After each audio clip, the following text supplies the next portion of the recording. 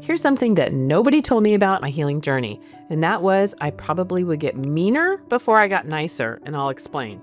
It's called boundaries, and I had no boundaries. I didn't even know what boundaries were. And as I began to set those boundaries, it upset some people, and I'm sure some people even thought I was being mean. I'll give you an example of what I mean by setting a boundary. Let's say I have a friend that calls me every single night, and when we're on the phone, she spends the entire time venting. And for me, that can be exhausting, and I soon realize that I can't do that every night. So there's nothing wrong with me letting her know, hey, I'm not available tonight. I'm just going to have a quiet night. And just remember this, their discomfort doesn't mean that you're doing something wrong or that you're being mean. It means that you're being clear, and there's a big difference. So, have you ever felt guilty for setting a boundary? That guilt is proof that you're changing patterns. Follow me for more reminders that healing isn't always pretty, but it's definitely worth it.